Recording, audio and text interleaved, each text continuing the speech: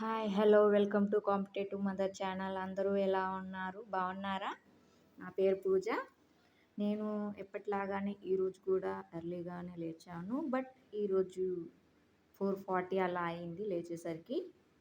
ఇంకా లేచి face wash చేసుకొని కాస్త వాటర్ తాగి కూర్చునేసరికి 5:00 అయింది. చూసారు కదా టైం. ఇంకా నేను నా ప్రిపరేషన్ అయితే స్టార్ట్ చేశాను ఈరోజు 5:00కి. అండ్ 5 to 6 వరకు నేను జీవావరణం అనే టాపిక్ నిన్న స్టార్ట్ చేశానని చెప్పాను కదా. సో అది ఇంకా అసలు జస్ట్ స్టార్టింగ్ ఒక 2-3 పేజెసే చదివాను నిన్న. సో మళ్ళీ చదువుదామని కొద్దిగా నిన్న చదివింది మళ్ళీ చదివి ప్రకృతి అదే దాంట్లో ఉంటాయి కదండి ప్రపంచ ప్రధాన ప్రకృతి సిద్ధ మండలాలని. సో అవి చదివాను. అయనరేఖ మండలాలు, సమశీతోష్ణ మండలాలు అవి చదివాను. ఒక టాపిక్ ఏమో చదివాను అంతే. ఒక టాపిక్ 2 టాపిక్‌లేమో చదివాను. ఇంకా 1 అవర్‌లో టైం ఇంకా సరిపోయింది. అంటే 6:00 వరకి. తర్వాత ఇంకా ఇంటి పనుల్లో మునిగిపోయాను ఎప్పటిలాగానే. ఇంకా ఈరోజైతే వర్షం వచ్చింది. చాలా ప్లెజెంట్‌గా ఉంది. చాలా బాగా అనిపించింది. ఈరోజైతే బాక్స్ కూడా పెట్టేశాను మా పిల్లలకి. రో రోజైతే ఆఫ్టర్‌నూన్ వస్తున్నారు కదా ఇంటికి. ఈరోజైతే ఇంకా బాక్స్ పెట్టాను. కాబట్టి నాకు ఈరోజు కొద్దిగా తొందరనే అయిపోయింది పని. ఇంకా ఆఫ్టర్‌నూన్ అయితే ఏం ప్రిపరేషన్స్ ఏం లేవు కాబట్టి ఇంకా టైం ఉంటుంది చదువుకోవడానికని అనుకున్నాను. నా పని ఇంట్లో అంతా పని అయిపోయేసరికైతే నాకు 11:00 అయ్యింది. నేను 11:00కి చదువుదామని కూర్చున్నాను. ఇంకా కూర్చొని చదివాను. ఇంకా అదే టాపిక్ చాలా ఉంటాయి కదా అందులో 7, 8 టాపిక్స్ ఉన్నట్టున్నాయి. సో అది చదివాను. కొద్దిగా చదివేసరికి మళ్ళీ నిద్రొచ్చింది బాగా. ఇంకెంత కంట్రోల్ చేసుకుందాం అనుకున్నా కంట్రోల్ అవ్వలేదు. ఇంకా నిద్ర మత్తులో చదివితే ఉన్నది పోతదనేసి నేనైతే పడుకుంటానండి. డైలీ పడుకుంటాను ఆఫ్టర్‌నూన్ అయితే. ఒక 1 అవర్ పడుకున్నానంతే. ఒక 1 అవర్ పడుకొని అంటే 12:00కి పడుకొని 1:00కి లేచాను. లేచి మళ్ళీ లంచ్ చేశాము. లంచ్ చేసుకొని నేను కూర్చునేసరికి 1:45 అలా అయింది. ఇంకా నేను ప్రిపరేషన్ మళ్ళీ స్టార్ట్ చేశాను. చేసి ఇంకా టాపిక్ ఇవాళ కంప్లీట్ చేయాలనుకొని చదివాను. టాపిక్ అయితే కంప్లీట్ చేశాను అటు ఇటు చేసి. కాకపోతే ఇది చాలా డ్రైగా ఉంది సబ్జెక్ట్ అనేది. ఎన్నిసార్లు చదివినా ఏంటో గుర్తుండట్లేదు అది. సో చాలా సార్లు రివైజ్ చేశాను అయినా గుర్తుండట్లేదు. సో ఇవాళ ఎలాగైనా కంప్లీట్ చేసి టెస్ట్ అటెంప్ట్ చేయాలి. దాంట్లో మనకు అర్థమవుతుంది కదా వచ్చింది రాందనేసి నేను అనుకొని అయితే చదివాను. ఓకే. చదివి ఒక 3:30 వరకు అలా 3:00 అనుకుంటాను. సారీ. 3:00 వరకు అలా చదివాను. చదివేసరికి ఇంకా కంప్లీట్ అయింది టాపిక్ అయితే. నేను ఎగ్జామ్ రాద్దామని మొబైల్ ఆన్ చేశానో లేదో క్లాస్ అనేది వచ్చింది ఆన్లైన్‌లో లైవ్ క్లాసు.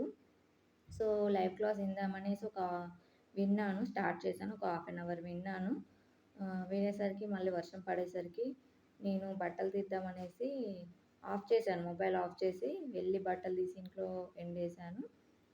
ఇంకా ఈలోపు మళ్ళీ వచ్చి మొబైల్ ఆన్ చేస్తే అస్సలు ఆన్ కావట్లేదు. సిగ్నలో లేకపోతే డేటా లేకున్నా కానీ మొబైల్ అయితే ఆన్ కాలేదు యాప్ ఆన్ కాకపోతే ఇంక నేను ఊరుకున్నాను. ఇంకా అటు క్లాసులు వినలేదు, ఇటు టెస్ట్ అటెంప్ట్ చేయలేదు. ఇంకా ఊరుకొని మళ్ళీ ఒకసారి రివైజ్ చేశాను పైన. మళ్ళీ అక్కడక్కడ చూసుకున్నాను. చెప్పాను కదా ఇది ట్రై సబ్జెక్ట్‌లా ఉంది. నాకు అసలు అర్థం కావట్లేదు తొందరగా అని. సో మళ్ళీ ఒకసారి పైన చూసుకున్నాను. తర్వాత అయితే టెస్ట్ అటెంప్ట్ ఇచ్చానండి. ఈలోపు మా పాప వాళ్ళు కూడా వచ్చేసారు.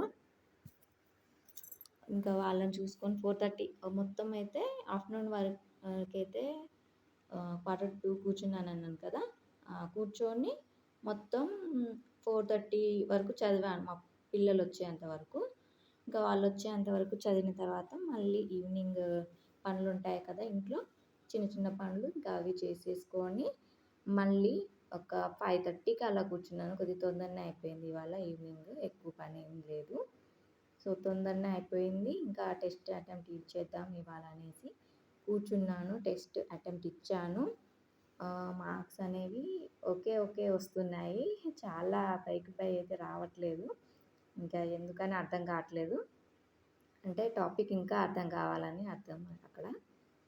ఇంకా మల్టిపుల్ టైమ్స్ రివైజ్ చేయాలి నేను. అది మాత్రం అర్థమైంది. సో టెస్ట్ అటెంప్ట్ ఇచ్చాను. ఇచ్చాక మళ్ళీ కాసేపయితే 7 ఏంటి మళ్ళీ 5:30 వరకు కూర్చున్నానన్నాను కదండీ! కాసేపు టెస్ట్ అటెంప్ట్ ఇచ్చిన తర్వాత 7:30 వరకు కూడా నేను చదివానండి. అంటే ఈరోజు 6 అవర్ ప్లస్ స్టడీ చేశాను నేను. అంతే. అంతసేపు చేశానండి. ఎక్కువ సమయం ఇచ్చాను చదువుకి ఈరోజైతే. ఇంకా అందరు నన్ను ఒక క్వెషన్ అడుగుతున్నారండి. అక్క ఎస్‌జిటికి ఎస్ఏకి టెట్‌లో సేమ్ సిలబసా అని. ఎస్‌జిటికి, ఎస్ఏకి సేమ్ సిలబస్ అని అంటే ఇంగ్లీషు, తెలుగు, సిడిపి అనేవి అందరికీ సేమ్ ఉంటుంది. కామన్ అవి అన్ని పేపర్స్‌కి. బట్ ఏంటనంటే స్కూల్ అసిస్టెంట్ వాళ్ళకేమో 6th నుండి 10th క్లాసెస్ వరకు ఉంటాయి. అలాగే ఎస్‌జిటి వాళ్ళకేమో 3rd నుండి 8th క్లాస్ వరకు ఉంటాయి. ఇంకా ఎస్‌జిటి వాళ్ళకేంటంటే సోషల్ స్టడీస్‌కి బదులుగా ఎన్విరాన్మెంటల్ సైన్స్ ఉంటుంది. అలాగే మ్యాథ్స్ ఉంటుంది. ఇవి మొత్తం 5 ఉంటాయి సబ్జెక్ట్స్. అయితే మళ్ళీ ఇందులో కూడా మెథడ్స్ ఉంటాయి. ట్రై మెథడ్స్ కూడా ఉంటాయి. వాళ్ళు ట్రై మెథడ్స్ కూడా చదవాల్సి ఉంటుంది ఎస్‌జిటి వాళ్ళకైతే.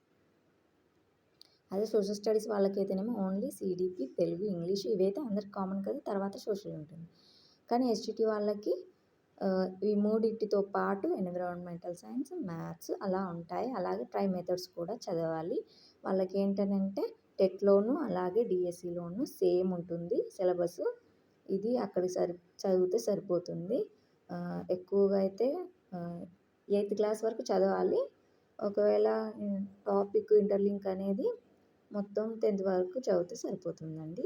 ఇంకేమైనా డౌట్స్ ఉంటే యూట్యూబ్‌లో సెర్చ్ చేయండి. ఈ వీడియో గనుక మీకు నచ్చినట్లయితే లైక్ చేయండి, షేర్ చేయండి. ప్లీజ్ సబ్స్క్రైబ్ చేయండి.